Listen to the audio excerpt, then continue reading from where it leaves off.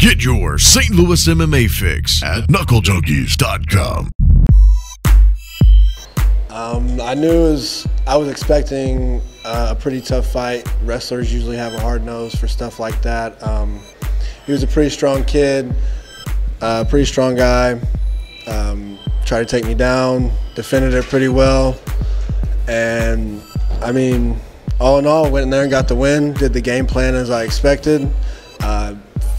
Took a couple feints to see where he put his hands and whatnot, and he did what I thought he was going to do. So when I started rocking him, I seen him stumble a little bit with his hands down, and I threw the head kick up, and it landed pretty flush on the chin. Got down to the weight, and then he steps on the scale, and he's 160.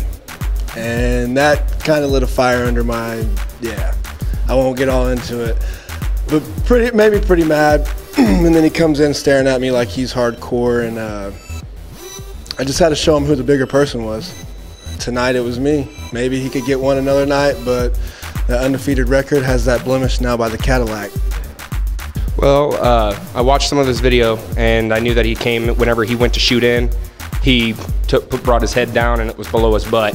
So under my experience of with wrestlers, the best angle to come in at is butt down and lift up with your legs. So I was looking for that. He didn't do it. He came in and he threw a few strikes.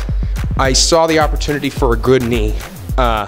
So I clinched and I hit him right in the sternum with my knee. He started to buckle over, so I smelled blood in the water and started to go after him. I was actually going to be retired before this. Mr. Donaker called me back, offered me a fight. My girlfriend, she said, "You should go ahead and take it. I don't think you're done. You're too thirsty for it." So I jumped back into it, and from here on, it's going to be training, and more training, and hopefully you guys see me in more of these shows because I enjoy fighting for Shamrock.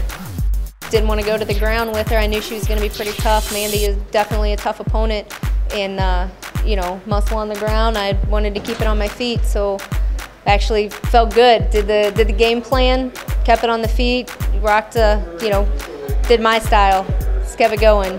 We kind of knew she was going to go take it to the ground right away. Apparently she has a wrestling background, so I wanted to keep it on the feet. Against the cage, we use it as a tool. If I can turn her around and get her against the cage, I tried doing that a couple times, got a few elbows in, tried to back her off, but I'll tell you, she's a tough girl. She kept coming. Well, you know, the fight was going as planned. I knew he was going to come in swinging. I knew I was going to take him to the ground.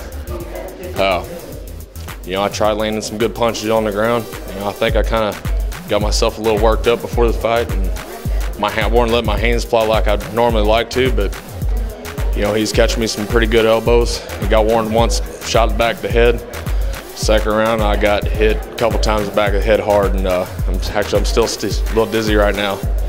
So I tried finishing. I was getting ready to get back up and let it go. I was still seeing 2 or 3 or everything. The ref put a stop to it. Yeah, he got a point taken away, then threw the elbows back of the head again, and I got rocked pretty hard. So not the finish I wanted. You know, I'm 33 years old. We got a lot to look forward to with my career, my job, our property that we got in Tennessee. We've got a lot of big plans down there for it, and time to focus on, you know, on where I go from here.